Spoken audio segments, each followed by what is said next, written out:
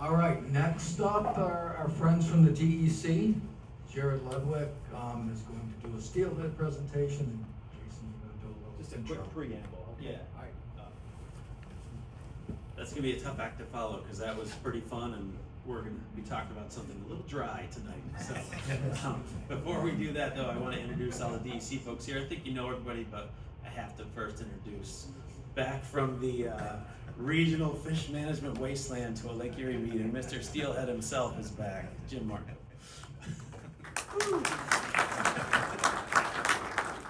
And then two biologists here at the Lake Erie unit, Jarrod Ludwig and Pascal Wilkins, and I'm the Lake Erie Fisheries unit leader, Jason Robinson.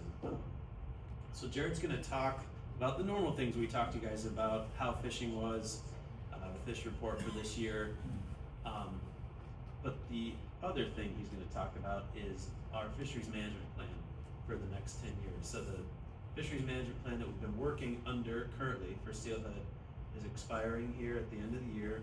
So we're gonna set up the next fisheries management plan for the next decade.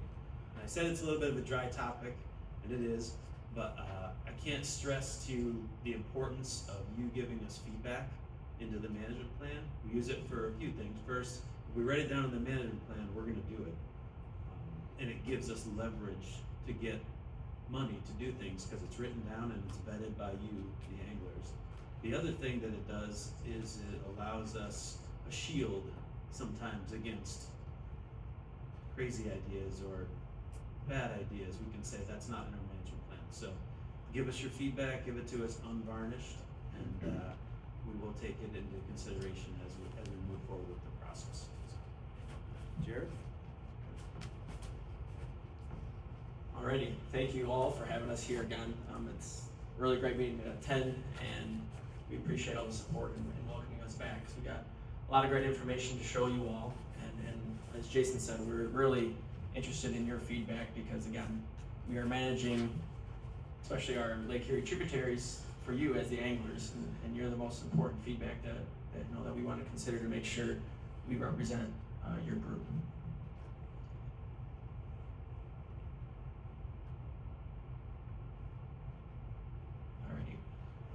So the first thing that we're going to start off with is our tributary angler survey. So we did another survey. This was our 8th survey that's been done at the Lake Erie unit, and this survey is looking to estimate overall catch, harvest, effort on our Lake Erie tributaries, but then also the fishing quality for the Lake Erie tributaries for steelhead fishing. And so this survey ran from September of last year till this May, and it covers a wide stretch of water. So 8 stock streams ranging from Chautauqua all the way over here in the west, all the way up to Buffalo and Cayuga Creek up here in Buffalo. And so we had 2 survey technicians that were running this, so they'd go through, they'd do angler interviews, they'd also do car counts, angler counts, and this gives us our estimate. And so you can see all the blue dots on this map is a site that our technicians were at, and they do a roving survey, so they're bouncing around to all these sites, and so there's a lot of ground that they cover. And something that was cool about the survey this year was that it was also done in tandem with Ohio, so it doesn't always happen that it lines up where we have a survey done in Ohio, and also here in New York to kind of get a lake-wide perspective as to what the fishing quality is like for steelhead. And so they did a survey 2 years in a row, so in 2023, Ohio's catch rate was 0.31 fish an hour, and then this year 0.26. And so when I get into the results of our survey, you'll see how our fishery did as well. And so another thing that's going to happen is PA, they're supposed to be doing one as well this year. And so hopefully over the course these last 2 years, we'll have a really good idea of what the lake-wide fishing is like. And so we'll start with the angler effort. So this is across all of those 8 tributaries that I had mentioned that were on that map. And so the angler effort was about 130,000 hours. Now that doesn't necessarily mean much, but as you can look at this graph, you can see that angler effort has dropped off quite a bit since we began estimating effort beginning in 2003. So its peak was around 200,000 angler hours, and now it's almost down to about half. So we have less pressure occurring in our tributaries, and we see this isn't just for the tributaries that we see this trend. We also see it for our open lake fishery where there's just less effort, whether there's less people involved getting out and fishing. And so one of the most important things that we look at to kind of get an idea as to how our fishery is doing is our catch rate. And so you'll see catch rate on the left-hand side, and so that red dashed line is our management plan goal. So our goal is to be above 0.33 fish per hour. So for every 3 hours, you're gonna catch a fish. And so you can see that across the survey, we've been at or above 0.33 fish an hour, which is great. These are some of the best catch rates in the country. You know, we looked at several different reports ranging from around the Great Lakes, but then also on the West Coast. And many of these trout waters aren't even touching catch rates that we have here in New York. So we're proud of it, and we hope that you can enjoy, you know, such a great fishery that you don't get to experience in a lot of places. And so we were above our management plan goal again. We were at 0.39 fish an hour this past year. And so again, we are above that goal, and this goal is pretty intensive, where our lake-wide goal that we are in agreement with the rest of the jurisdictions, so PA, Ohio, Michigan, Ontario, is to be above 0.25 fish an hour, but we here in New York believe we can be better than that. So again, we set a higher goal for ourselves, and again, we are achieving it, which is great to see. And so this is the breakdown of our catch rates across all the months of the survey. So the catch rates generally, this is a very typical, what it typically looks like for our trip surveys, where fishing tends to pick up and fishing success improves as we head into the later fall months. So November was the best in the fall. And then as we move into winter, things slow down, and then it picks back up again. And April was on fire this year. So 1 fish an hour, that's really, really good. So across all of our tributaries, we're seeing this kind of success, and we'll lead into that right now. And this is another thing that we're proud of. So you can see that across all of our tributaries, they're all above or very close to our management plan goal of 0.33 fish an hour. But this is one thing we've been striving to do, is to have very high success across all of our tributaries, not just have one that's fishing really well and then the rest are not so great. But because of our stocking program, and we've been trying to standardize it so we continue to have success across all of our trips, and that's what we're starting to see. But you can see that Chautauqua, it fished the best this past year, which is very typical from what we see, is Chautauqua, and then it was followed by Cattaraugus Creek fishing the next best. And so we didn't want to go too far into the report. I have about 20 copies up here of our full tributary angler report, so feel free to stop by and grab a copy of that if you want to see more of the details. We go pretty in depth with estimated catch and everything. We're going to take questions at the end, if that's okay. If that was online. Oh yes, so we'll have our report that comes out in March, so next year we'll have our full report, and that covers all of our lake-wide surveys. So that'll be online. If you go on the DEC webpage, look at Lake Erie, you'll find our annual reports on there. And so just again to cover the highlights, so again, we're above our management plan goal, which is fantastic. Our stocking's working. We saw the best catch rates at Chautauqua Creek, followed by Cattaraugus. But Cattaraugus received the most pressure, followed by 18 Mile Creek, and this is pretty typical of being around some of the biggest population centers that we have in Western New York, so this is kind of what we expect. And then one thing that's really important that we are continuing to see is there's a very high release rate. So as you can see, that previous graph is that the harvest rate is not very high, so we're harvesting approximately 6% of the steelhead that are caught. And so that's pretty typical lake-wide. Some of the other jurisdictions are a little bit higher, but this fishery remains pretty much a catch and release fishery. And so we kind of give us our prediction for this upcoming season as well. First, we finally got rain, so that was good to see, and a lot of it at that. So we're expecting more. So fish are finally coming into the creeks. The mouths are actually connected to the lake, giving the fish a chance to get in. So again, the fall rain and the temperatures, which are beginning to be more conducive for good steelhead fishing, are happening. And again, this is our peak steelhead for the fall fishing is in November And then again, it's dry, things freeze up a little bit in December and fishing slows down as it gets pretty cold. And we expect the most anglers to be out now. Everybody's excited to get out finally and to begin the season. But we always like to remind you to not get lazy during winter because there's still good fishing out there during winter. Our catch rates still tend to be very good even in December and January when the creeks aren't locked up like they were this past year. So be ready, even though when it warms up, that's when fishing really takes off in the spring, especially when we have some of that winter or some of that snow melt. We have that water entering the tribs and bringing in another run of fish, which tends to be very good fishing as well. And so that was pretty much it for our trip survey, and so we're gonna head into some other updates that we have for you. And the first one, which I know we really like to talk about, is what stocking looked like this past year.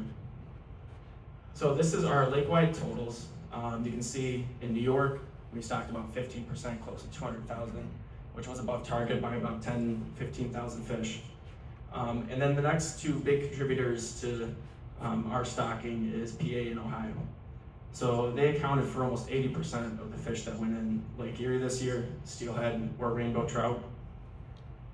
And one thing that you may have noticed from several of the other past years is that PA's numbers are down quite a bit from what they typically stock. So, generally on a normal year, a couple years ago, they've been reaching over 1 million fish that go in the water, and they've had about a 50% reduction. And so we're going to talk a little bit more about that one. So in 2024, they had a 20% reduction on the amount of steelhead that they put in the water, and they tried to supplement that with approximately 160,000 brown trout. And so what happened was they had their main steelhead hatchery. They had some disease issues, and so they had to move production to another hatchery that was not their primary steelhead producing hatchery, and so they've been working on trying to up the infrastructure there to be able to produce the typical 1 million fish that they stock. But it takes a lot of effort to convert a hatchery, millions and millions of dollars to get a hatchery to produce that many fish. And so they've been also trying something a little different, is if they are trying a different strain to see if they can get better returns in Pennsylvania. So they've stocked Shasta rainbow trout, which Ohio typically stocks as well. So they're giving that a try to see if the return's a little bit better there. And so one thing to look out for this steelhead season, we've already ran into a couple of them, but these fish were adipose clipped. So the fin that's circled on the screen, if the fish is missing that pretty clean cut, you can assume that's probably one of the Shasta rainbows. We don't clip any other fish, so this will be a pretty telltale sign that it is a Shasta rainbow. And if you catch one, take a picture, get a length on it, send me an email or something, just give us a call. We're interested to see, and I can pass some of that information along to Pennsylvania, and I'll also be putting out signs around some of our tributaries and some of the sites that if you catch one of these, send an email or call Pennsylvania as well, because they're really interested to see if this is worth stocking for them, if they're going to continue the Shasta rainbow trout. And so then, as I mentioned, they had a 50% reduction this year, so about 500,000 steelhead and 40,000 brown trout. And so they're not saying that brown trout is going to be their new answer. They are evaluating to see if it's feasible for them to go back to the 1 million steelhead, but they're trying to put more fish in the water for what they can do. And so one thing we want to make clear is we don't know what the impacts of this is going to be for our fishery. We do know that our fishery is very dependent on Pennsylvania and Ohio fish. So there's a study done in 2018 looking at the origins of the adult steelhead that returned to Chautauqua and Catarocts Creek, and they found about 80% of those fish originated from Ohio or Pennsylvania.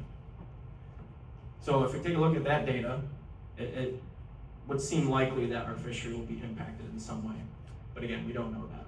And so we expect to see any impacts, if there are going to be any, occurring this year and into next year, as far as adult returns in our tributaries. One thing that we are, in light of this situation, we want to make sure that we're putting our fishery in the best possible spot that it can be in. And so we're trying to improve our own stocking program here in New York to make sure that we can guarantee runs for our New York trips. And so first, we are also doing another study about the adult contributions here in New York. So which fish are returning? Are they from Ohio, Pennsylvania? Are they our fish? What is our returns like? Is it still dominated by Pennsylvania and Ohio fish? Or is there a different proportion compared to that 2018 study? And so that's going to be in combination with a graduate student at SUNY Rockport. And so he's been taking the lead, Jack Gall, on this project and helping us out. And so hopefully we can make some better management decisions knowing what the returns are like, but also we're evaluating our domestic rainbow trout. So we stock about 50,000 of those every year. And so we don't really have an answer as to what their return is like. Are they returning? That's a question that we have. Or are they returning better than the typical Washington strain steelhead that come out of the Salmon River hatchery? We don't know. And so we are evaluating it now to get an idea of, well, maybe should we stock something different than the domestic rainbows, or if they're contributing a lot better than our Washington strain steelhead, maybe we can consider, do we stock more of them? And so we are evaluating that. But then also another big, some research that's going on is up at the Salmon River fish hatchery. So this is where the steelhead are coming from. The majority of what we stock is coming up from the Salmon River in Pulaski. And so they're doing some research because they're trying to improve the stocking product that is coming to us here in Lake Erie. So the fish haven't been as big as we wanted, just to put it simply. The bigger the fish, generally the survival's better, they return better when they're close to that smolting phase to imprint on our tributaries and to return back to our trips as adults. And so some of the experiments that they're doing is first, they're installing oxygenators into their hatchery because they've realized that even when temperatures are ideal for growing steelhead, the fish just aren't growing, and sometimes the growth is actually declining. And so they've realized that there's poor oxygen in the water, and so this hatchery was built in a location that didn't have good water and a lot of water to begin with. So they've been put in a very tough spot up there, and they've been making do with suboptimal conditions, and they've been doing a great job at that. So they're working on making it better. So again, with installing oxygen, but they're also working on a reduced rearing density study. And so they're, instead of just growing less fish together, to hopefully get them to grow larger. And the results that they've shared with us so far is very promising. So these fish are already bigger now than they were last year when they were stocked. So they still have about 6 more months to grow in that hatchery, and they're already bigger than when we stocked them last year. So that's a really good sign, and looks like things are working. And I want to make note that even though it's a reduced rearing study, we are still receiving our full allotment of fish here in Lake Erie, and we're getting those bigger fish. So things should be pretty good this year as far as our stocking. We're pretty hopeful. And so now we're moving on to the biggest part of what we wanted to talk about tonight. And so this is for our management plan. And so it is expiring at the end of this year. So we've been working on it and evaluating what do we want to continue, is there any changes we want to make? And really, there's no big changes that we're looking to do. We're not doing a full revision or shifting our management focus. But we want to make note that this plan is focusing largely on our stock tributaries, so those 8 that I had talked about for our trip survey. We are also talking about our domestic rainbow trout again. We're trying to evaluate them to see if they are contributing just like our Washington strain steelhead are. But then we want to also define that this management plan is not focusing on our lake fishery. It's a completely separate fishery, and this is just not a plan for that. It has its own attention that it needs. This is just for our tributaries. And so one thing that we want to make note is for our management plan, we have set up several guiding principles to build the framework for this plan. So we're going to go through the guiding principles with you all, and this is the time to speak up if you have questions, concerns, comments on how we could improve the management plan, or if you think that our guiding principles aren't hitting the mark for what you expect for this fishery. And so please, we ask that you speak up. because we want your input to make this plan representative of what our anglers are wanting for our fishery. But first, we're going to go through just some of the regulations that we have. There's been a lot of changes since our last management plan. We've done a lot of reducing and cutting. Jason and Jim, they've talked to our conservation officers about, what have they actually written tickets for? What are they enforcing? And if they never have written a ticket for it, then why do we have these very restrictive regulations if it's, limiting fishing? And we want you to have fun, essentially. We want you to go out there and not be concerned that you're going to be breaking a law or something. And we only want regulations that actually have a biological impact on our fishery. And so some of the ones that I've highlighted, again, just standard, the daily limit of 3 fish, whether it be trout or salmon species, minimum length of 12 inches, no snagging, frightening fish, no chumming the water with eggs.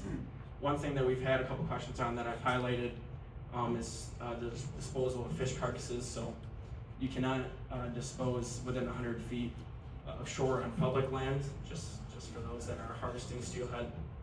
But then also as far as the possession of fish eggs. So you can only have 1 quart or less of fish eggs on your person, but you can also have caught 3 legal female steelhead, and as long as the body is intact, the eggs are intact, that's still legal, even if they're full of, the female's full of eggs. So only 1 quart of eggs that have been stripped from the fish.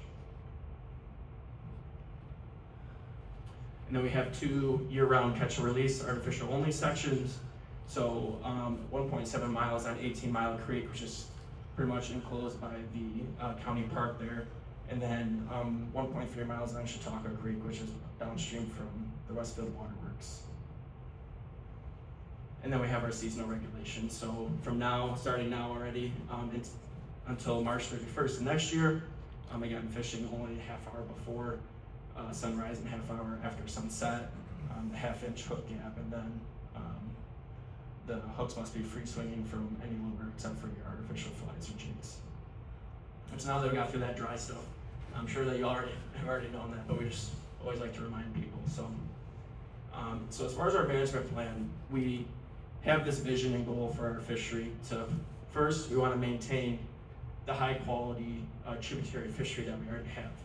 We want to provide diverse angling experiences for a variety of groups. Most groups some have the same, some have differing opinions as to whether they're harvest oriented or catch and release oriented. We want to provide satisfaction to a wide variety of groups. So whether this be opportunities to catch and harvest steelhead, we want to maintain and promote these opportunities. But then also, again, we want to make sure that you as anglers are happy and you enjoy fishing here in New York on our Lake Erie trips. So that's our overall goal. And so what we're going to do now is we're going to go through our guiding principles, really think about them as I list them, and we're going to take a pause after that, and I'm going to open it up for any questions just about those guiding principles. If you have any questions about the other things that I've already talked about today, we're going to talk about them at the end. But right now we're going to focus on the management plan. So moving on to our guiding principles.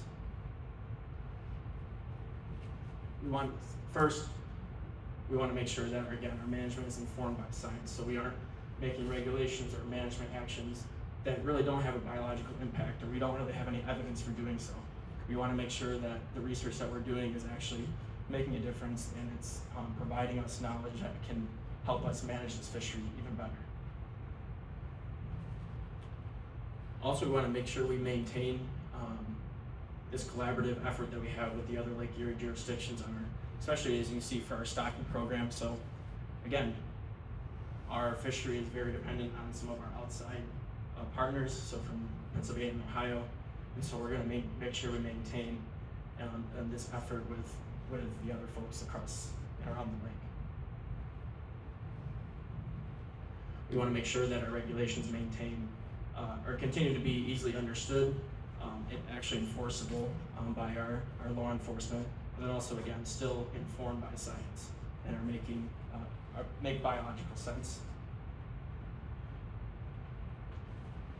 we wanted to be specific about this one in this management plan that we are only going to continue to stock steelhead and rainbow trout, and we have no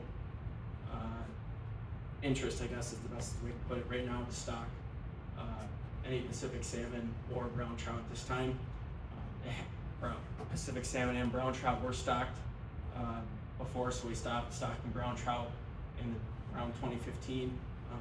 And it's just because, and the same thing with the Pacific salmon, is they, after all this stocking effort happened, they kind of petered out and they really never produced a reliable lake, harbor, or tributary fishery.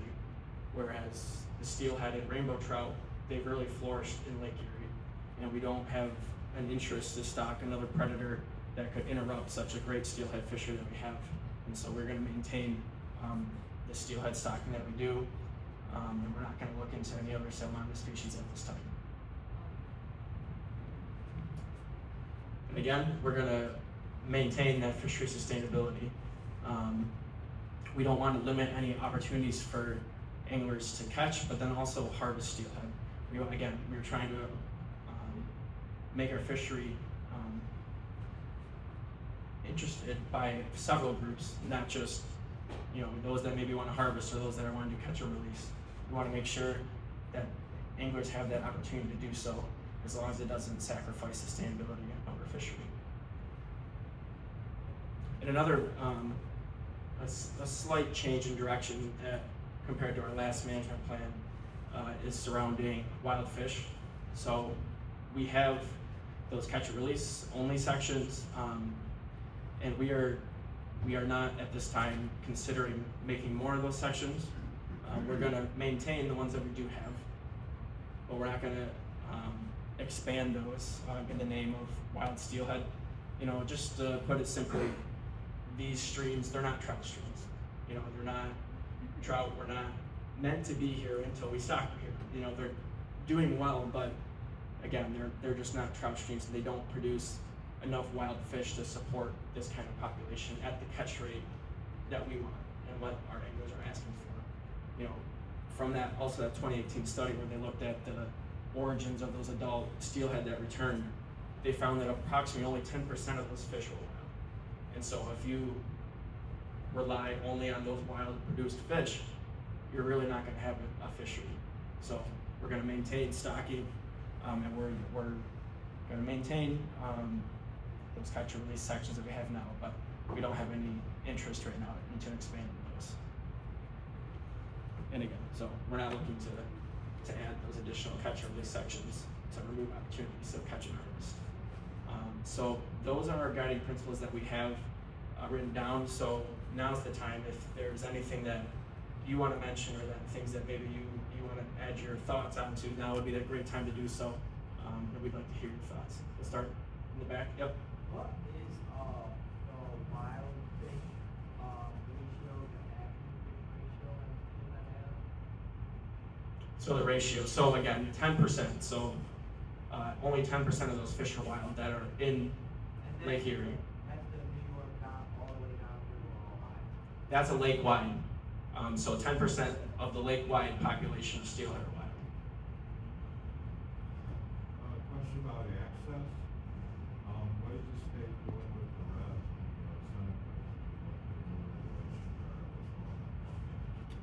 So with the Cattaraugus Creek Reservation, so again, they have looked at their fishery and how they want to manage it, and it is their land, their property, and so they've looked to change some of their regulations, and they have every right to do so.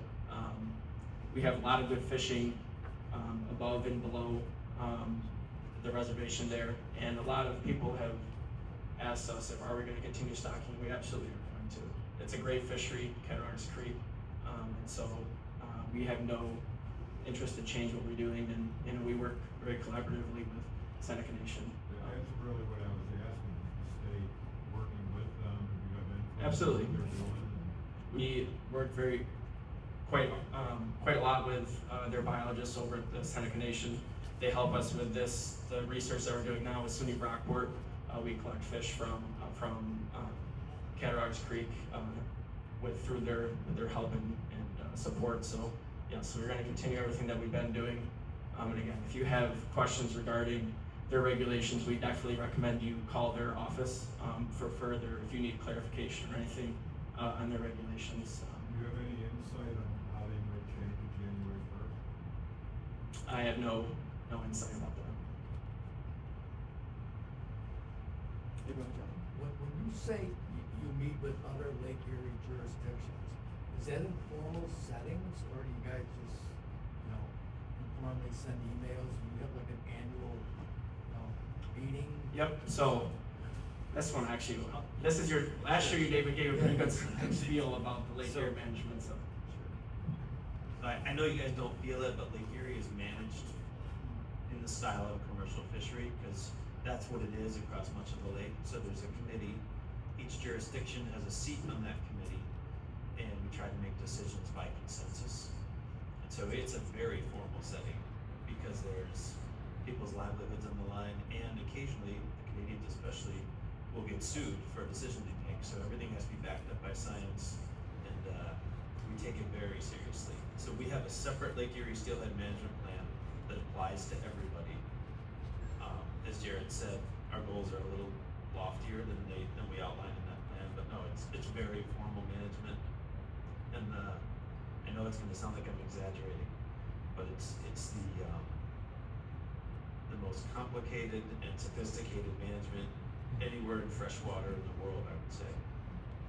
Mostly because of our perch and walleye fisheries and the focus on those, but steelhead fall into that as well.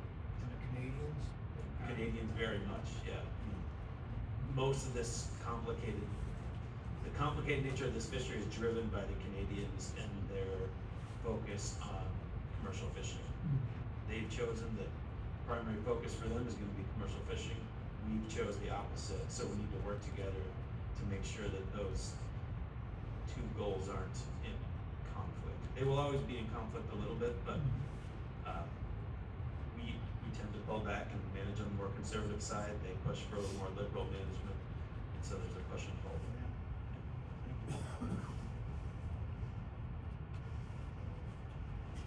Is there any more questions regarding our guiding principles? Yeah?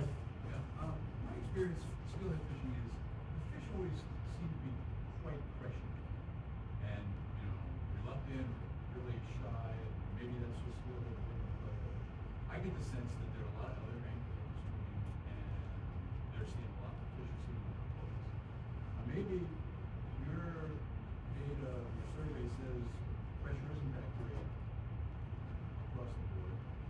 But I was wondering, maybe if you could talk about that maybe a little bit more. If you feel that way, and if you do, are there plans to maybe restrict or manage fishing pressure, like staters, higher license fees? Well, I'll cut right to the point. We have no plans to change how many licenses we sell, whether it be out of state or anything. And so, yeah, we've had a drop in fishing pressure, as you can see, from 200,000 angler hours that we've estimated down to 130,000. And there's a decline, but it doesn't mean 130,000 angler hours isn't nothing. That's still a lot of pressure that our tribs are receiving. So it's less than what it's been, but there still are a lot of anglers. And now, whereabouts do you typically fish? What creeks? I've done more Cattaraugus based on the pressure you're saying Yep. at 18 miles. Yep, so again, Cattaraugus and 18 Mile, those two generally receive the most angling pressure. And again, you're at two tribs that are near some of the biggest population centers in Western New York. And so, Buffalo, with Cattaraugus and 18 Mile having, pretty good fishing quality, and a little bit more outside of those city limits rather than Buffalo or Cayuga Creek. So, just me as an angler, I'm not wanting to necessarily stay inside the confines. If I'm able to, of the city and fishing within those limits, I'd like to go out and maybe not be so surrounded by such a city environment while I'm out trying to fish, have that more of a connection with the outdoors. So this is, if you're thinking that you're around too many anglers, I would definitely recommend you try some of our other tributaries. Chautauqua, Canadaway, they still have phenomenal fishing, and they don't receive the same amount of pressure. that these two larger systems do. And just simply it's because, you know, they're close to a lot of people. That satisfy you? Good. I think I had one up here first. Yep. Yeah, in this survey that you guys do, is there any question about the experience of the fishermen? No, so we do not account for experience, which again, we would expect that, you know, maybe a more experienced angler would be catching more fish. But with the amount of anglers that we do encounter, we expect this to all just average out. We don't just go to the experienced anglers or those that are inexperienced for our catch rate. We encounter a wide variety of anglers, and so this way we have, you know, a lot of faith in our estimate for fishing quality. I think you get a lot more pressure feeling, fish if they're inexperienced and they don't know. Absolutely. I mean, if they're just throwing hooks across their face, absolutely they might become more tight-lipped. But you know, any fishing pressure in general, you know, that's likely going to make the fish more skittish, but then also, you know, less likely to bite. Especially when we have lower water and we have some of these fish just sitting in holes, and you have a whole, you know, crowd of anglers just sitting and casting at the same 20, 30 fish, you know, day in and day out, and that's certainly likely to happen. Aren't you? I'm just saying, let's focus on these for now. Look, I really want you guys to focus on these guiding principles, and if you have feedback, now's the time. We're getting a little far afield. And if you don't, and you think everything we're doing is wonderful, that's great too. But if you have any issues with the tenets of the management plan here, because these bullets are the only thing that's going to guide our management for the next 10 years. It's more complicated than this, but in bullet form, this is what it looks like. We want our values to be similar to what your values are. So now's the time if you have If you have comments. directly related to these guiding principles, please ask. It can be negative comments. All right, I'll too. go in the back here. Yeah, absolutely. Yeah. I think, especially for like honest feeders and stuff, like, or at least for the steelhead season, when you buy your, fishing license, you should be able to get like a trout stamp or something. Like, that could be like more expensive for kind of ice feeders or whatever. And I honestly think they should treat steelhead more like deer hunting. Give out steelhead tags every year, so if you want to keep a fish, you gotta tag it, send it your tag to the DEC, so they know the number of fish people are keeping. So through this angler survey that we do have a really good estimate as to how many fish are being harvested. And again, we are managing in the name of fishery sustainability, and we know that there's not many fish being harvested. Lake-wide, it doesn't change very much. About 7% of steelhead that are caught are harvested. So we have no concerns as there are too many fish being harvested. Again, essentially this is a put, grow, and take fishery. We stock these fish for people to not only catch, but also have the opportunity to harvest, which is why we have no interest in trying to take opportunities away, whether they be from in-state or out-of-state. We just don't see that kind of pressure, and which could be sacrificing the fishery sustainability from the data that we collect. Can I jump in? I don't need the microphone. So no interest is maybe the wrong word. So if you guys have an interest in that, we want to hear that from you. If you want, we hear that from this group, a fair amount, reduce harvest. We're also sensitive to the fact that all the demographics of our anglers are not represented in this room. This tends to be a catch and release oriented group, right? Yeah. And so there's a lot of folks that really want to be able to keep a fish now and again. So we value their opinion as well. So gathering this input from you, we definitely do have interest in the fact that you value catch and release. I'm kind of lumping them all together, but that's my impression. So Do you think, like, because Pennsylvania, when you go to Pennsylvania, you basically pay like, okay, you're out of state, you get a $20 stamp for, you know, suckerfish, you get another one for a bass, you get another one for a trout. Do you think that could actually help the DEC get more money to actually breed more for our population here? that would be a statewide decision, the trout stand is what you're talking about. That's come up in meetings before, whether that's in a direction that the DEC wants to go versus making things a little simpler and buy your license and you can fish. That would be a statewide, that would be a statewide thing. But, I mean, I'd say also as far as you want to produce more and stock more, is that what you're? Kind of philosophy of what Pennsylvania does. They basically make you buy your stamp so that they produce more, it goes back into the conservation effort, and everybody else is happy. And our licensed dollars do that same thing. We have chosen in the past as an agency not to make you buy a separate stamp for every little thing we want to do. So, but it's not like that's not a conversation at the highest levels of our agency. How do we get more money? We also want people to come here and not make it too complicated.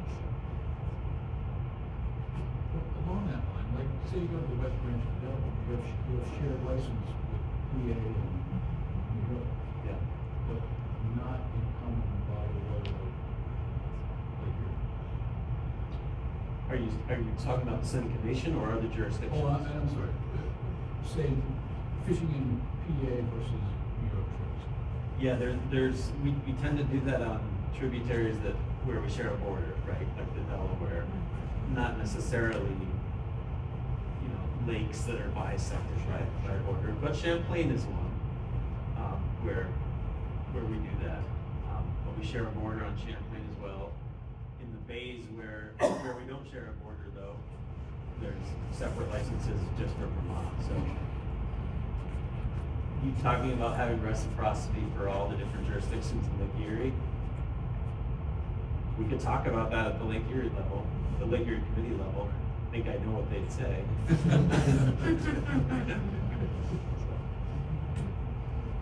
Joe, you have a question? Yeah, I think you answered it, but, so the science basically in the harvest rate dictates that keeping 3 fish and reducing it to 1 really wouldn't make a difference.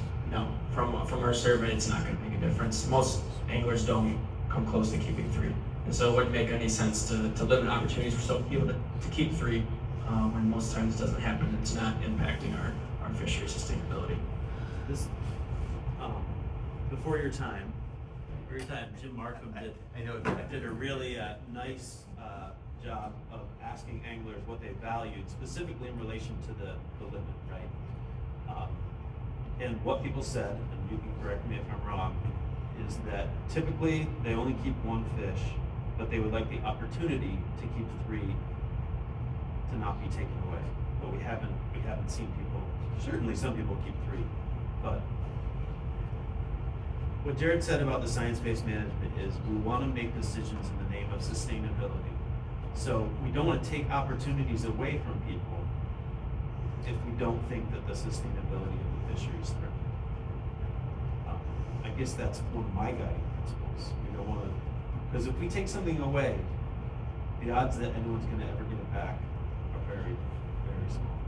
We don't tend to give opportunities back, we tend to take them away. And I don't want to do that, even though I know there's not a lot of harvest-oriented folks in this room. There's a lot of people that value that don't come to meetings, and we work for them too. So.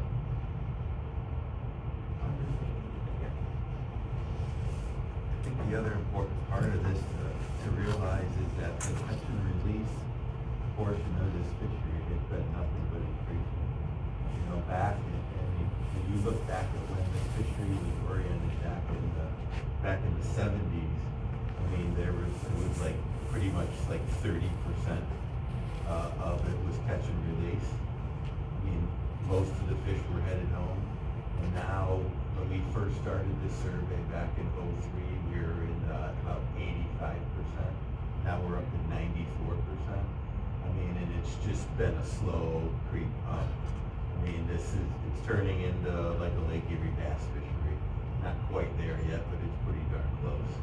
I mean, the numbers of fish that are going home in comparison to what is going into this lake every year are not really a significant number that's going to affect your fishing. I mean, that's simply put. I mean, the numbers just aren't large enough. Most of the fish that have opportunities are are being caught, that too, which also goes back to your question that you said earlier about maybe some of these fish are spooky.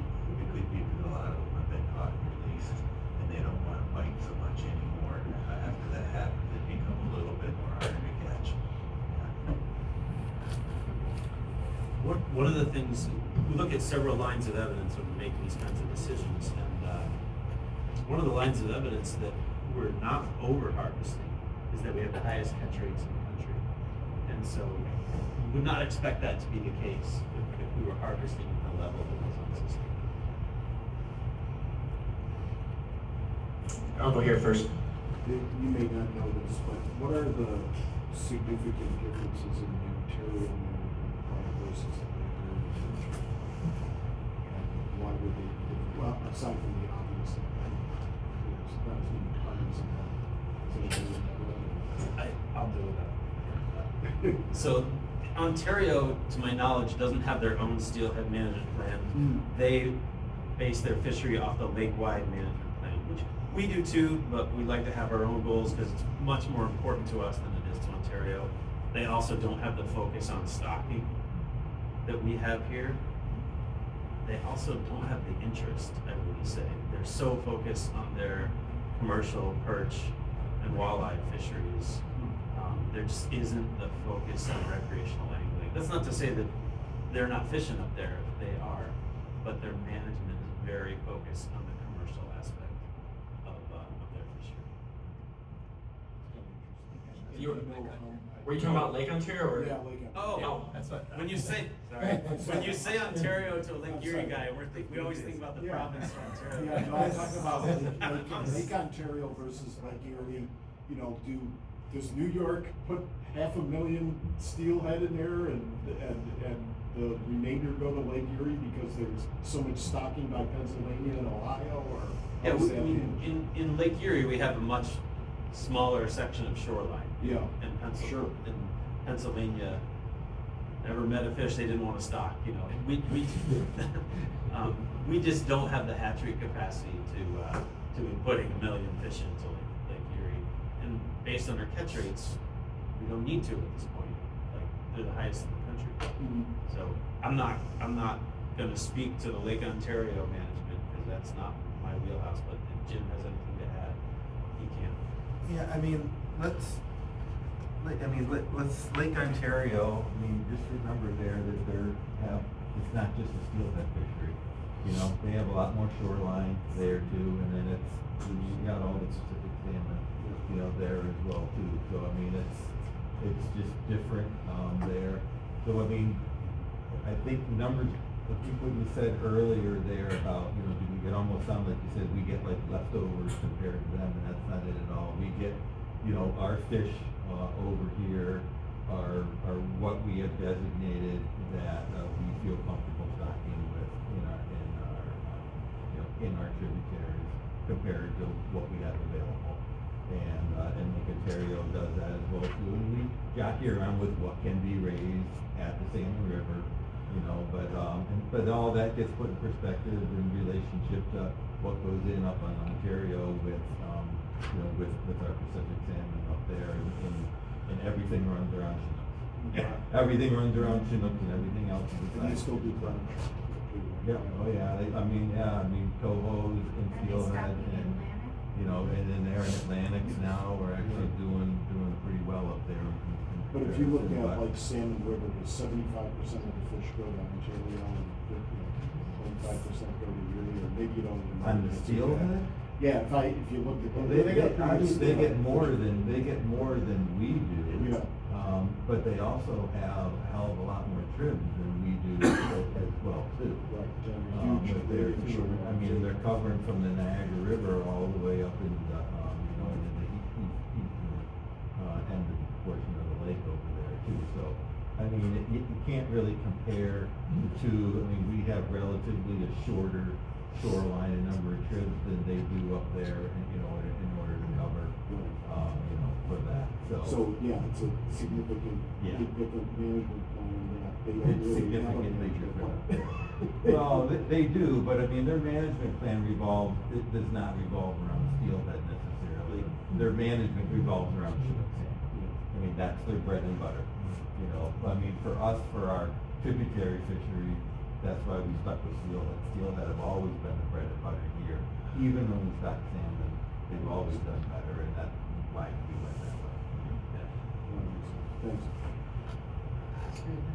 So, Yeah, in the back. you said, we're not concerned, or at least New York is not concerned on building off of the 10% of the steelhead that are wild producing. Why not? Well, I wouldn't necessarily say we're not interested. We've done, not myself, but Jim and Jason, there's been some habitat projects that have been done to try and help boost natural reproduction, and we've tried to do the things that are actually feasible to improve reproduction. We've done those things, and so when we're trying to consider what else can we do to make natural reproduction be more successful and actually support this kind of fishery, there's very limited options for us to do so, and to try and make the wild population support the fishing quality that we currently have. And just by our surveys and our thoughts, it's that we can't feasibly do enough to make it so that a wild population can support fishing quality at this level. Has the population always been at 10%, or in the past, it's been like, I'm sure, bounces around, but has it been higher or lower? It was higher before that. I think it was maybe closer to 20%, like early on, but then since that latest survey in 2018, it had dropped down to closer to 10%.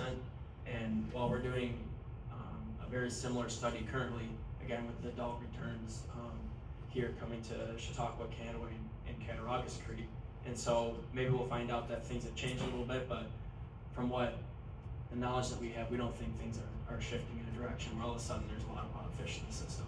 We think things are probably very similar to what happened when that research was done in 2018. Can I jump in? Yeah, absolutely. I'm really glad you asked this question, because we struggled with this principle, I think, the most, especially with this group, because I think I know that you all value wild fish to a certain extent, right? And we had some more things about wild fish in the last minute. We struggled with whether we should keep those in there or not. And let's unpack what it means when Jarrod says these aren't really trout streams, they can't produce that many wild fish. Yeah, there's some streams that definitely produce wild fish, especially at the young of year stage. There's some streams that are packed with young of year steelhead, but we just don't have the habitat to get those young of year steelhead to the smolt stage and to get out into the lake. It just doesn't exist, and so we could write down in this management plan that we're going to focus on wild steelhead, but the reality is there's not much we can do. And so I could write it down and make you guys feel good, but there's nothing that we can do or are going to do that's going to make a difference. That's my opinion, and I don't want to write something down in the management plan. It's just to pacify some people who like wild fish. I like wild fish too, but I feel like it would be a little disingenuous for us to say that we're gonna have a focus on wild fish when there's nothing we can do. Is that due to the water level, the temperature, the ecosystem? There's some limited areas of cold water refuge that can support a lot of small fry, like small. And then once these fish get bigger, like I'll give you an example, Little Chautauqua Creek. These guys were just in there electrofishing. Sometimes you can walk up there and there's thousands of wild fry in Little Chautauqua Creek. It's got great water quality. And there's 3 smolts in the creek. Just the habitat just doesn't exist. That way it was even on Spooner Creek. I mean, we did a ton of work up on Spooner Creek. I mean, there was young year, we were just talking early before the feeding started here. Yeah, there's and that's considered like our flagship, tributary of Cattaraugus Creek. But reality is, I mean, it produces a ton of young year steelhead. They'll be running all over that creek. There's just not the habitat to carry the yearlings. You gotta get them to yearlings, right? The yearlings are what turns into the smolt that, they gotta make it that 1 year, then another year in order to smoke and make it out. They gotta get that size. And if they can't get that, then they just can't make it. There's just not the habitat available in any of our creeks to get them to that yearling stage. And that's why overall production is limited. There's not much we can do so to much we can make do. habitat. Yeah, that's It's just correct. not much We we can do. couldn't do enough to make a difference.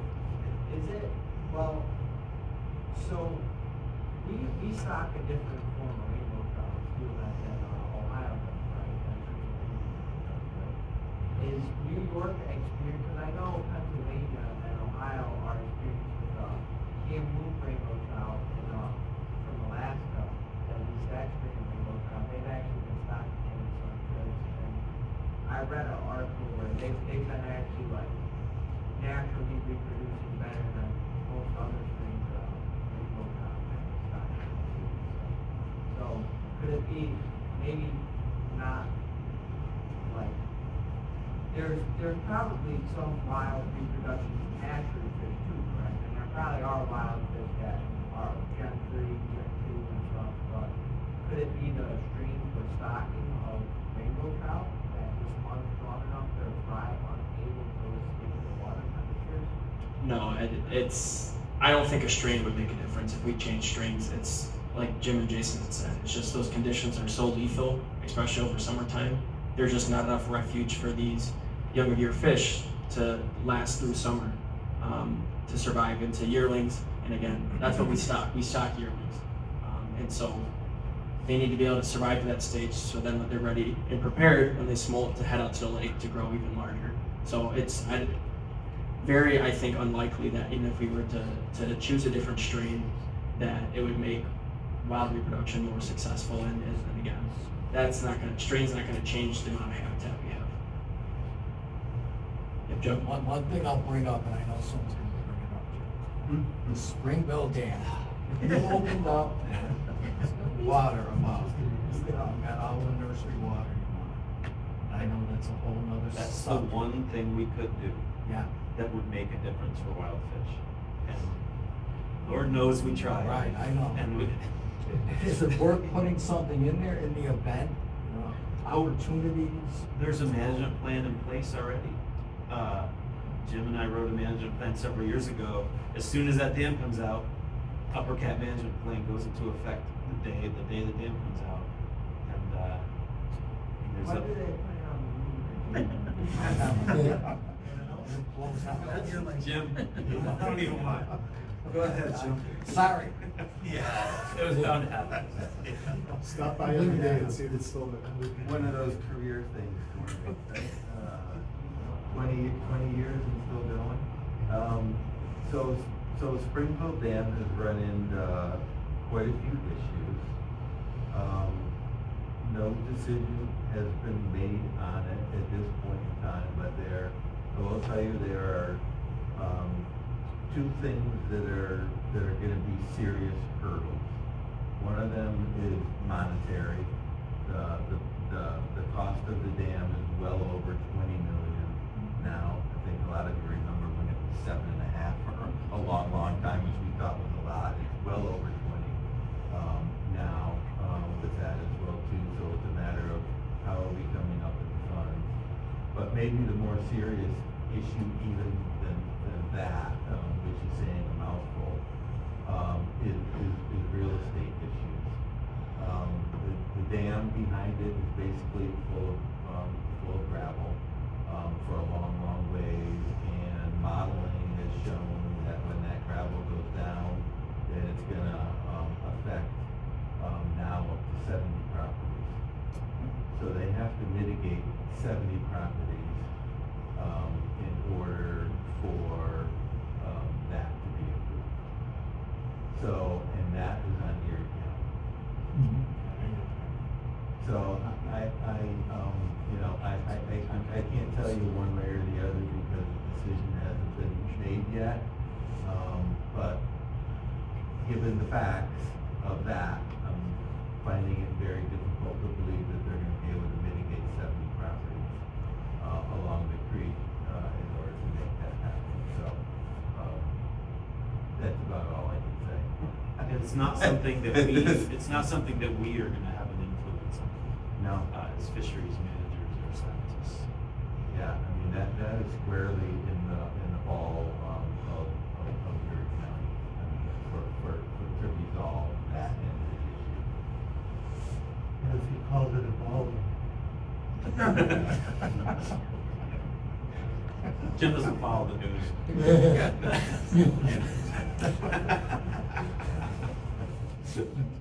I'll tell you what that meant in the car. Yeah. Long right. Yeah. In the back, yeah. The dam has been there so long, and it's not being maintained. Is there a point where it's just being Well, the dam is under, so regardless of what direction that we go, the dam is out of safety compliance. And Erie County will have to do something to bring it back into safety compliance. And that is where this whole thing started 20 years ago, was that the dam was out of safety compliance, and this was the out for them of having to bring it down and be able to pay for that themselves was, hey, we can do a project there. There was a pot of money that was available that we were pulling from the Army Corps at that point that would pay for 65% of the project. In the state, the county would pay for the other 35%, which would be a lot less, and it would bring it into safety compliance and provide fish passage. You know, all good things for all the way around. And again, the opportunity was there a long time ago to get this project done, and it just seemed like we missed the boat, and now it's more complicated and more expensive. But are they maintaining? Not right now, but they're gonna have to if they decide not to move forward with this project. Then dam safety, our New York State dam safety will be back on them and say, okay, you're not going this route now. What are you doing now to, you know, what are your plans now to bring that dam into safety compliance? Yeah. So, I mean, something is gonna happen there. It's just a matter of what that is. Yeah. Well, there's no stick to say, hey, if you don't do something, it's gonna cost you a lot of money, right? Yeah. It hasn't reached that point yet. So the levy breaks. Well, Yeah. it's gonna cost a lot of money regardless Right. at this point. Right. Yeah. All right, so I think we got a lot of good thoughts. Yep, and just one thing, I know Trout Unlimited has helped you guys out on projects in the past, on tree planting and some of the passive stuff. But I'm just here to say that we're willing to help. I understand that they're not trout streams, they're slate bottom, seasonal streams. But if there's anything you need, help with, we're willing to do it. I really appreciate that, because we are, if there's things that we can do, we want to do them. And our goal is also to continue working with conservation groups like Trout Unlimited, because again, we're all here for the same goal, is to have that really great fishery that we all can enjoy. So we appreciate that, and we would love to work with you guys as well. You guys, the partnership with TU has been a great thing across the state too. We get a lot of good projects done. Lots of projects, again, a lot of good ones in the region, especially. Yeah. Awesome. So if that's what we have for the guiding principles, we're gonna move into, we have a couple objectives and strategies as to how we plan to continue and follow these guiding principles. And so we're first gonna start off with our first objective is we wanna maintain an average catch rate across all our tributaries of 0.33 fish an hour. And so we have several different strategies that we think are gonna help us reach this goal and this objective. So again, we're still looking to maintain our current stocking practices and stocking the same amount of fish that we have in our plan. And if we see that the catch rate in our tributary angler survey falls below the 0.33 fish an hour that we have listed, then that'll allow us to reevaluate and then increase stocking targets if we fall below that planned goal. And again, we plan to continue to work with all the other Lake Erie jurisdictions to maintain a viable stocking program. And then also we want to support lake-wide sea lamprey efforts because we know that they can have a detrimental effect on our salmonid populations. And again, we are looking, and we will always be using science to inform our decisions. And through part of this is through research on our stocking, so looking at the adult returns as I had mentioned, but then also we have our hatchery trying to improve the stocking or the quality of our stocked product to continue to have phenomenal returns to our troops. Our next objective is we want to maintain existing fishing access, but then also obtain additional angler sites as they become available. And so that's one thing we have mentioned there as available. It's very difficult for us to find land to increase our access sites, whether it be parking or just for anglers to have the opportunity to walk through some property to get to the creek. But when they do show up, we are absolutely going to pursue them as they present themselves. So we want to make sure we maintain, improve, and expand existing parking areas. We're trying to acquire property, whether it's through adding PFR. So you can see this is through our Hunt Fish New York tackle box app that you get on your phone. So this has a map of all of our stock streams and also the public fishing rights on these. So that's indicated by the purple here. So, and then also the green dots are where we have angler access sites. So go on there, it's a very useful tool. And so we always are looking to increase the amount of fishing access, but it's also difficult because sometimes, we have to get these landowners to agree to let anglers on through their property. And we know you guys are great with stewardship and respecting the resource, but unfortunately not everybody is, and it's made landowners not as willing to allow anglers across their property because whether it be leaving trash or fish carcasses throughout the property, and it makes anglers landowners very nervous to allow anglers onto the property. But as it presents itself, we are absolutely looking to pursue it. And then we also want to make sure we understand the needs of our angling community, so talking to groups such as yourselves. And we also want to make note that just because we don't stock all of our Lake Erie tributaries, it doesn't mean that we aren't going to also acknowledge and put some effort towards them as we have access. So for example, Big Sister and Smokes Creek, we know that they do get a healthy run of steelhead. And so if we have a chance to increase access on those creeks as well, we will absolutely pursue that as available. And just as I had mentioned, promoting responsible stewardship and use of our resource. So one thing that I've been really pushing for is to increase the amount of kiosks that we have at these angler access sites, because just seeing it from our open lake fishery, when we have information presented to our anglers about, perhaps results from our survey, regulations, outreach events, we want to post this so for our anglers to see, and so we can hear more of your voices and making sure everybody's being represented to the best ability possible. But we want to make sure everybody knows of what we are doing to try and make sure this fishery is thriving and is sustainable. So we'll have information. We're hopefully going to have more kiosks put in throughout this management plan cycle, but then also update the signage on these kiosks, and then also continue some of the media outlets that we have. So for example, fishing pressure is only one kind. that was actually before this fall, before we got any water. So that was there wasn't much happening over there. That was actually Talkwood. But we have our fishing hotline. So Mike Ty, one of the biologists at our Buffalo office, he updates this paragraph here that we have on the New York State DEC page. So if you look up the Lake Erie fishing hotline, it provides reports as to how fishing's been on a weekly basis. So I definitely recommend you check that out, because he puts in a lot of work and he's asking around to try and make sure he has up-to-date information on where fishing's been really doing great or maybe not so great, and keeping that updated.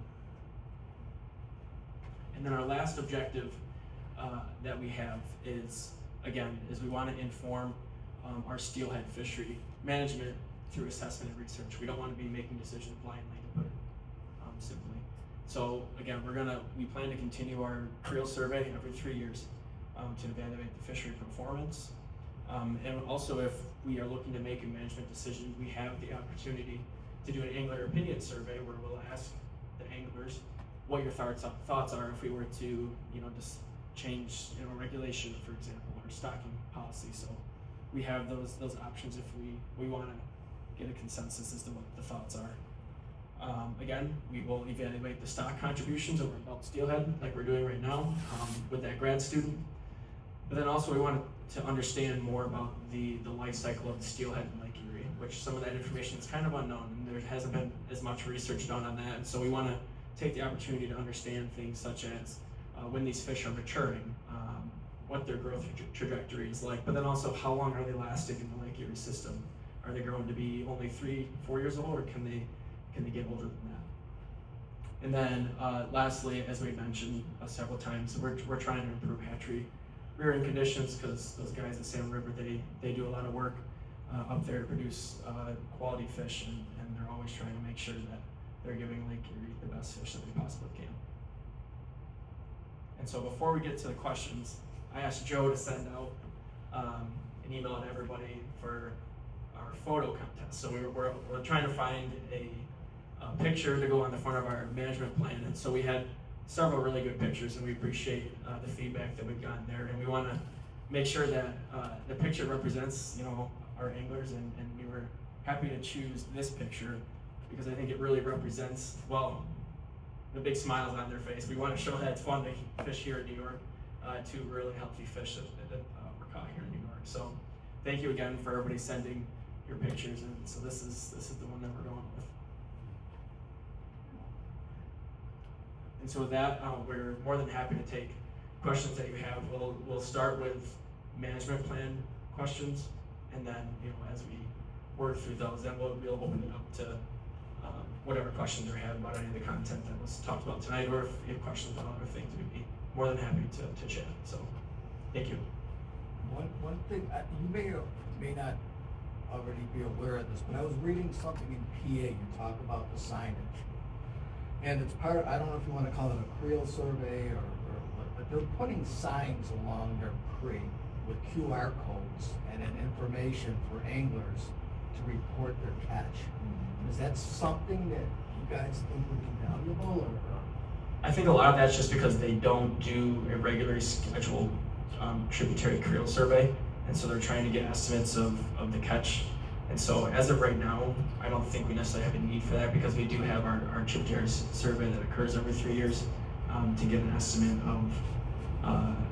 of the fishing quality and the estimates of catch.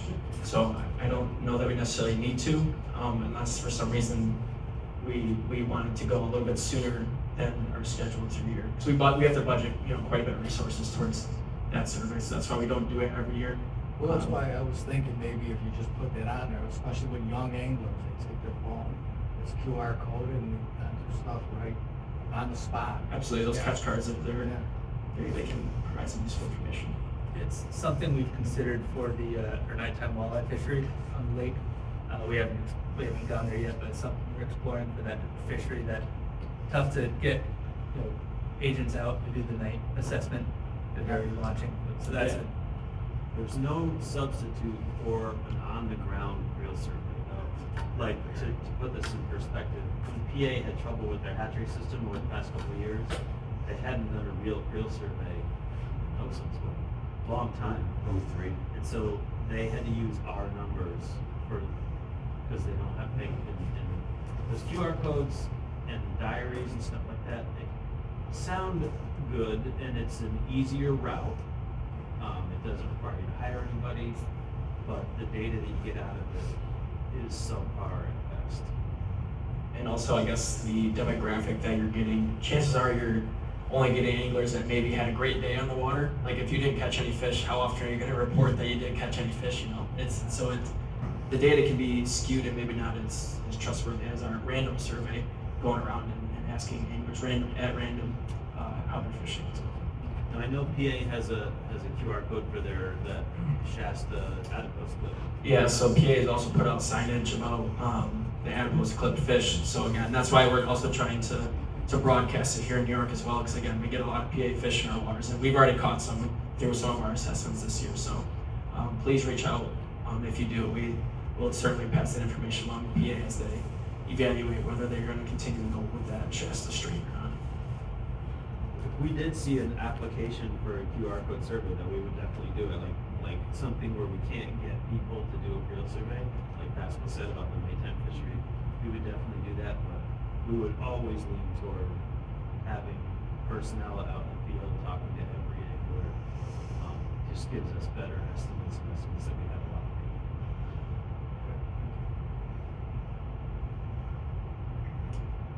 Any other management plan questions?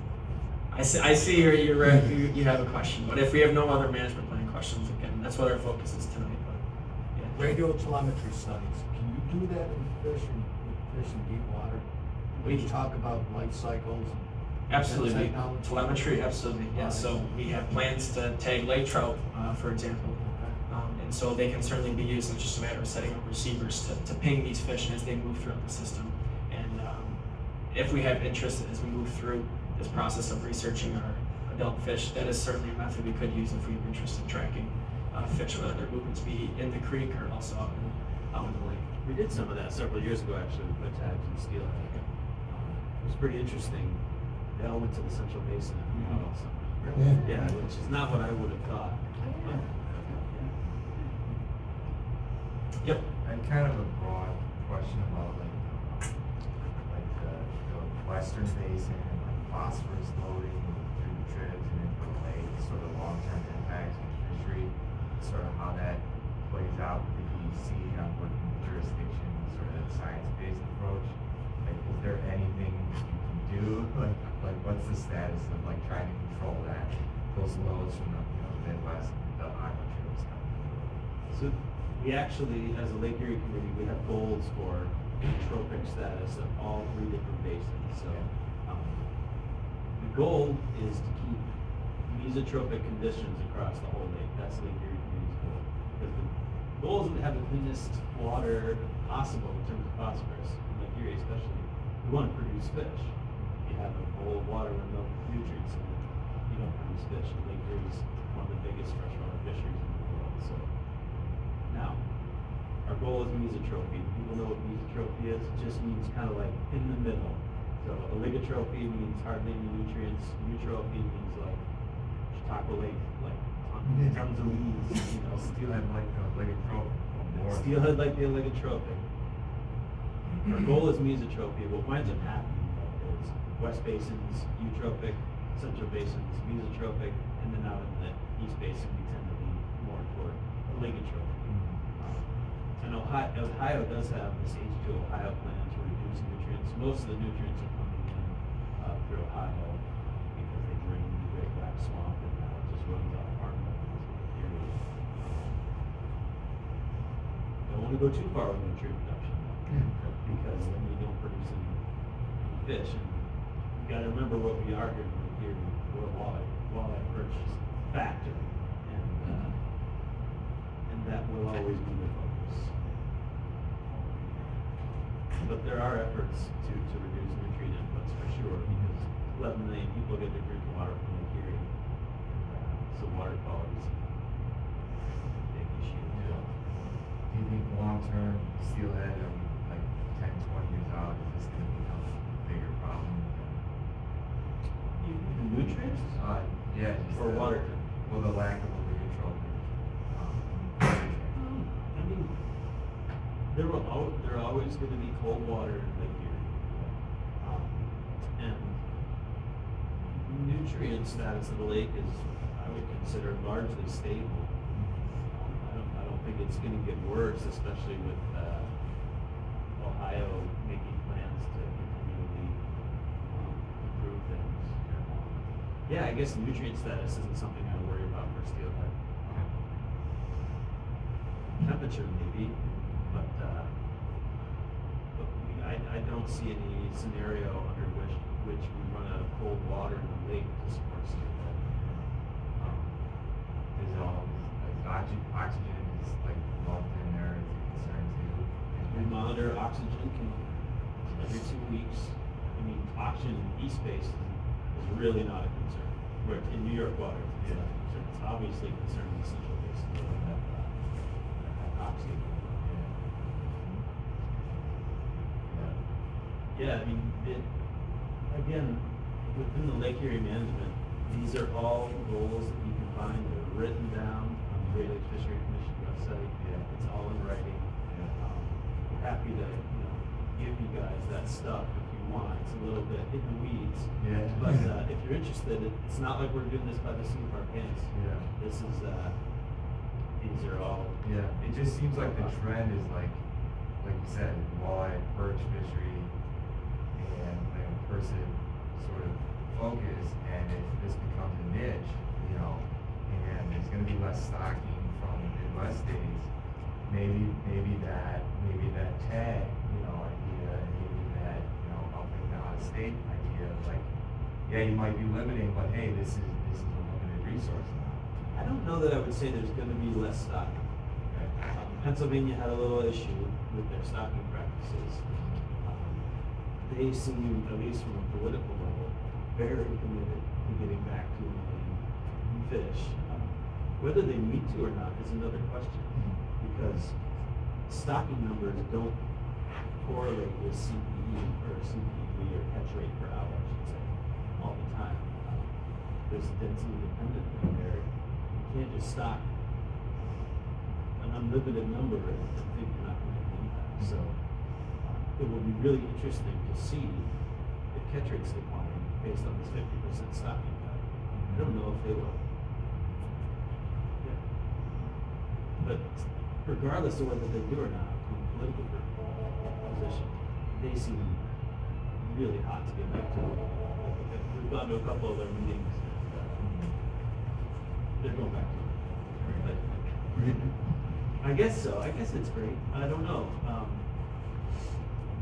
Honestly, I think if they stop stocking so many fish, the wild population might increase because there's less competition between natural fish and wild. It's a possibility that it might increase a little bit, and that's one of the things that the study that we're doing at the City of Rockport is going to flesh out. We're doing this specifically to evaluate the impact of that stocking cut on our waters. They're doing it as well, so it'll be fairly instructive, I think. All right, right to the back. Go ahead. When you were mentioning looking for studies, and you also mentioned Smoke Street, have you tried to get onto the, I guess it's Accelerated Tall owns the property, but on the old Beckham Steel site, and maybe a fishing platform on Smoke Street between Route 5 and, on We've definitely accessed the Bethlehem Steel property for walleye work No, not for work, for creating. a Yeah, I platform. understand. I actually, does the public have access to the Bethlehem Steel property? No, if you've ever been on there, Yeah, my brother is Yeah. dismantled a lot there. I so- can see why they wouldn't want the public on there. But now. It's a fairly dangerous place. There's fish on trespass. I didn't hear that. Now where you go in, I think it's called Piano, now they call it. What's the street called? It's where the light is now to go in, and that's just before, coming from the north, it's just before the, and then when you turn in there, there's a whole area that's away from anything that's going on in there. If that's an opportunity for increased access that we haven't thought of, I think we should definitely look into that. It's also for people who live in there, who might not get access. We're- to get we're- out to the other street. We're always looking for opportunities to increase angler access, so if that's some low-hanging fruit that we can pursue, that would be great. Yeah. Thank you. We'll look into it. This hasn't come up in a couple of years, but is the Asian carp completely mitigated from the Great Lakes? Well, So from the U.S. Fish and Wildlife, that's one of their surveys that do the eDNA, right? But that was, well, let's ask what you mean by Asian carp. Are you talking about grass carp or these other species like silver and bighead that they're concerned about in the Mississippi the Mississippi River carp getting into the Great Lakes. So right now, we don't have any at our end, we aren't concerned yet about the carp on our end. Well, if they get in, absolutely, it's a concern, but. Let me say this, there's billions of dollars being spent to keep them out, in the Chicago sanitary canal. And that's a multi-jurisdiction effort.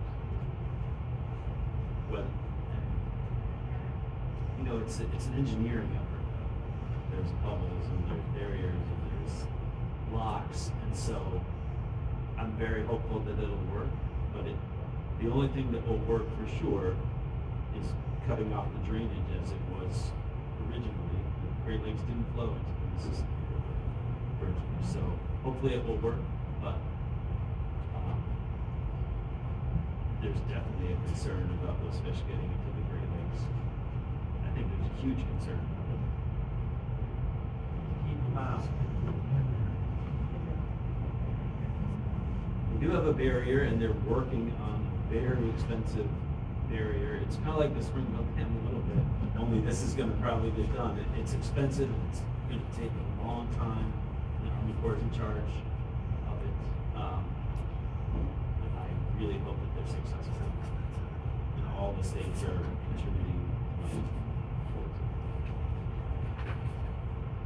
That's about all I can say about it. But are we concerned about an impact of these carp? Absolutely. Yeah. They have electric, Chicago, electric barriers. Electric barriers, bubble curtains, they have all kinds of stuff. They continue to work on it. I think it's over $1 billion. So. They could save money if they moved the Springville Dam to Chicago. Use the rubble from the Springville Dam. That's genius. I like it. That's genius, Tom. Take all the gravel. That's a good thing.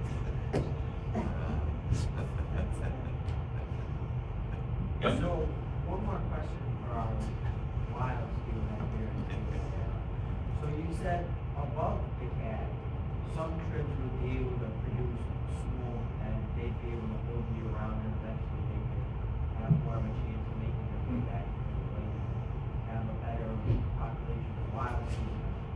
And say if TU were to take some of their efforts on like Spooner Creek or Clear Creek and maybe do some more habitat or restoration projects to create more habitat for spawning fish. Do you could that be a possibility in the future to maybe work on those lower trips for spawning habitat? So they definitely there's a lot of good habitat on Spooner Creek, but again, for Spooner Creek to produce enough wild fish, or you'd have to hit so many of these secondary trips coming off of these main stems to really make a difference. And so it certainly I think would help if you do some habitat improvement, but it's going to take a lot of work to even it's just a drop in the bucket essentially. And so there's a lot that has to happen for there to be improvements to make it a difference on the lake-wide level. It's not really a spawning habitat issue. It's the rearing habitat. The rearing habitat. Yeah. So after those fish hatch and they're looking to survive through summer, that's make or break point right there. Is if they're going to make it through that first year or not. And a lot of them don't. The difference, really in there is, looking above the dam, if Steelhead got over there, we could get them above.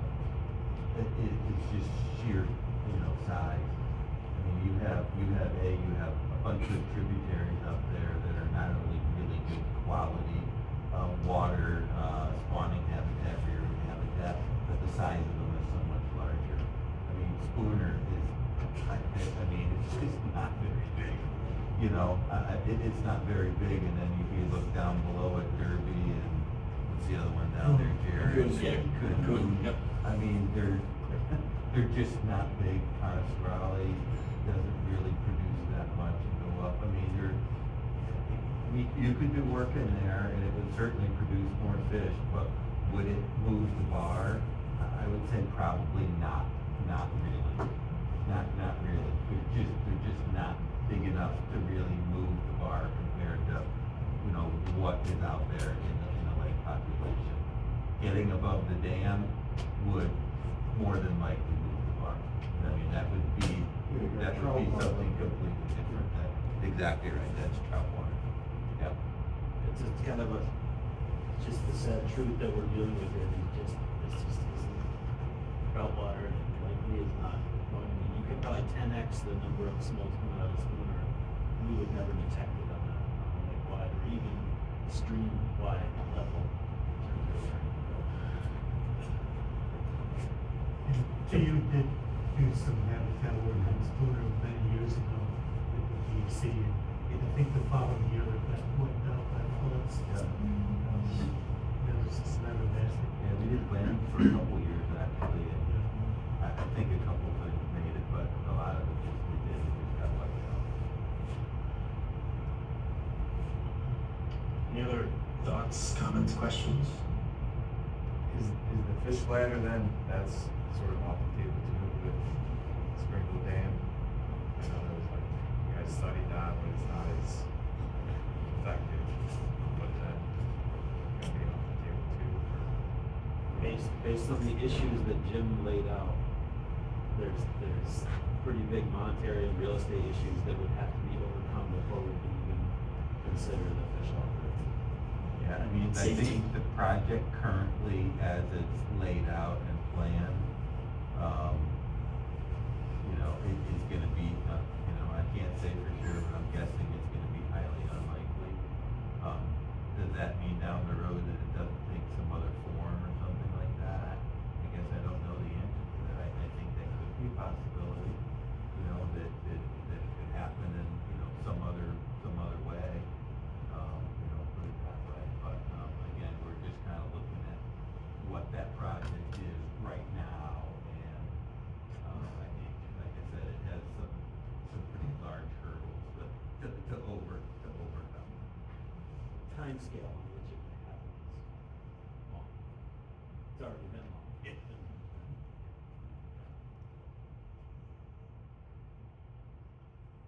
Any other questions? Clear them out? Awesome. Thank you all for having us again.